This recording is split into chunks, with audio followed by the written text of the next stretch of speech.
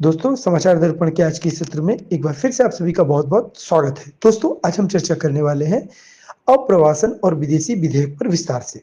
जी हाँ दोस्तों, 5 साल की जेल और 5 लाख का जुर्माना आपको हो सकता है अगर आप भारत में बिना वैध दस्तावेज के प्रवेश करते हैं। भारत सरकार ने अप्रवासन और विदेशी विधेयक बिल भारत 2025 को लोकसभा में पेश कर दिया है। इसका उद्देश्य है कि अप्रवासन से संबंधित कानूनों को और सुव्यवस्थित करना, जिससे राष्ट्रीय सुरक्षा को मजबूती मिले और अगर इसका उल्लंघन किया जाए तो दंड को पहले से भी ज्यादा सख्त करना। गौरतलब है कि अप्रवासन से तात्पर्य बिना वैध दस्तावेज के भारत में प्रवेश से है। विधेयक में विदेशी अधिनियम 1946 जो कि पासपोर्ट से संबंधित है, भारत में प्रवेश से संबंधित अधिनियम है, और 1920 सहित 4 औपनिवेशिक युग के कानूनों को बदलने का प्रस्ताव है। मतलब औपनिवेशिक काल से ही जो चले आ रहे हैं, भारत में प्रवेश का जो अधिनियम है, जो कानून है, उसमें बदलाव की पहल की गई है ताकि आधुनिक कानूनी ढांचा बनाया जा सके। इसकी कुछ विशेषताएं भी हैं दोस्तों। राष्ट्रीय सुरक्षा उपाय। पहला, यह विधेयक राष्ट्रीय सुरक्षा और संप्रभुता को प्राथमिकता देता है, जिसका उद्देश्य राष्ट्रीय सुरक्षा को और मजबूत करना है। इसमें कहा गया कि भारत की अखंडता के लिए खतरा पैदा करने वाले किसी भी विदेशी को प्रवेश या रहने की अनुमति नहीं दी जाएगी। अप्रवासन अधिकारियों के पास बिना वारंट के व्यक्तियों को गिरफ्तार करने का अधिकार भी होगा। मतलब अवैध रूप से अगर कोई रह रहा है तो उसे अधिकारी गिरफ्तार कर सकते हैं। अगर इन कानूनों का उल्लंघन करने का संदेह है तो ऐसे अधिकारियों को भी गिरफ्तार किया जाएगा और उनकी आवाजाही, नाम परिवर्तन और कुछ क्षेत्र तक प्रतिबंधित हो सकती है। सख्त प्रवेश और ठहरने के नियम। दूसरा, भारत में प्रवेश करने या छोड़ने वाले सभी विदेशियों के पास वैध पासपोर्ट वीजा होनी ही चाहिए। शैक्षणिक प्रतिष्ठानों, अस्पतालों और नर्सिंग होम जैसी संस्थाओं को अपने यहाँ रह रहे विदेशी नागरिकों की सूचना अप्रवासन अधिकारियों को देनी होगी। विदेशियों को वैध दस्तावेज के बिना लाने के लिए एयरलाइन और परिवहन संचालक जैसे वाहक जिम्मेदार होंगे। यदि किसी विदेशी को प्रवेश से वंचित किया जाता है तो वाहक को उन्हें तुरंत भारत से हटाना होगा।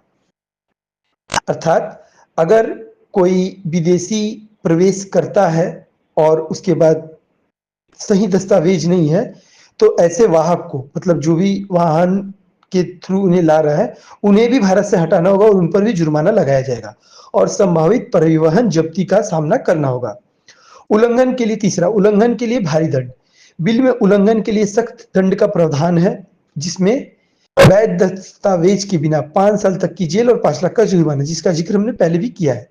नकली दस्तावेज का उपयोग करना भी आपके लिए, जो भी प्रवासी होंगे, अवैध रूप से जो प्रवेश करेंगे, उनके लिए अगर वो नकली दस्तावेज का उपयोग करते तो उन साथ में उनको 2 से 7 साल की जेल अलग से और 1 लाख से 10 लाख तक का जुर्माना अलग से देना पड़ेगा।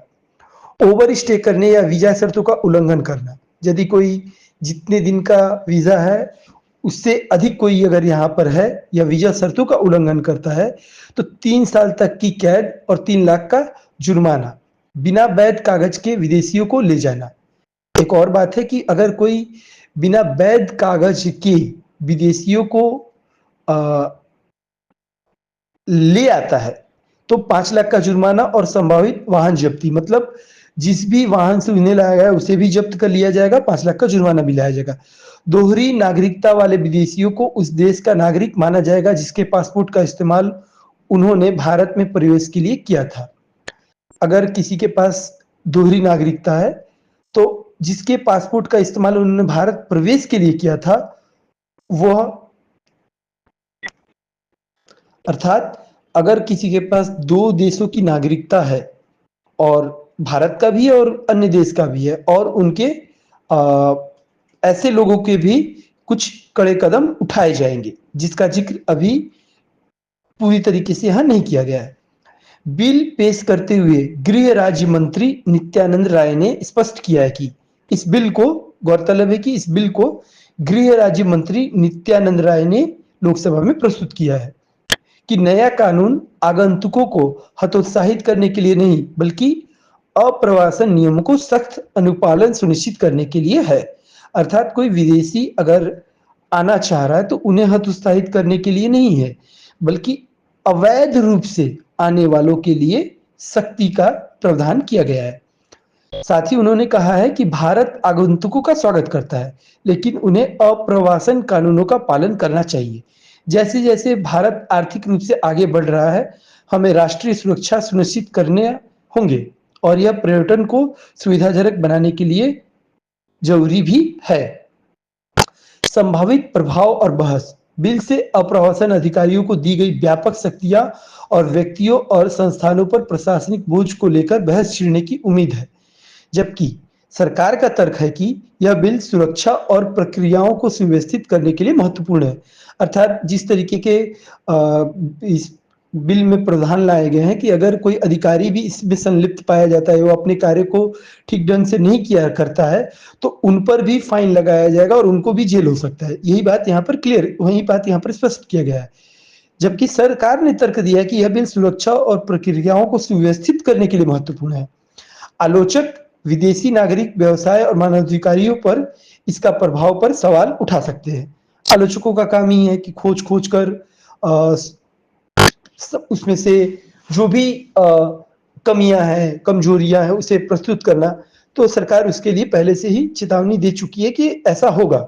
जो भी आलोचक होंगे वो इसे मानवाधिकारों का उल्लंघन या अन्य समस्याओं को लेकर, विदेशी नागरिकों का अपमान या विदेशी नागरिकों को परेशान करने की कार्यवाही बोल के आपको तंग कर सकते हैं, इसका मुद्दा उठा सकते हैं। लेकिन इसके लिए सरकार आश्वस्त है कि ये जो भी कदम उठाया जा रहा है वो सिर्फ इसलिए उठाया जा रहा है कि इससे विदेशी जो भी अप्रवासन हो रहा है उस पर लगाम लगाया जा सके, अवैध अप्रवासन पर लगाम लगाया जा सके।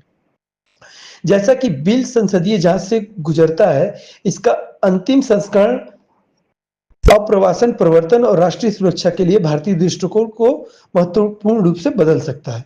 अर्थात भारत में जो अब तक अप्रवासन से संबंधित और राष्ट्रीय सुरक्षा से संबंधित जो दृष्टिकोण था हमारा, उसमें पूर्ण बदलाव इस बिल के द्वारा देखने को मिल सकता है। तो दोस्तों, आज की चर्चा को यहीं पे देते हुए विराम दीजिए इजाजत। नमस्कार, धन्यवाद। मिलेंगे किसी अलग मुद्दे पर, किसी महत्वपूर्ण मुद्दे पर एक बार फिर से। तब तक के लिए बने रहे। एक बार फिर से नमस्कार, धन्यवाद।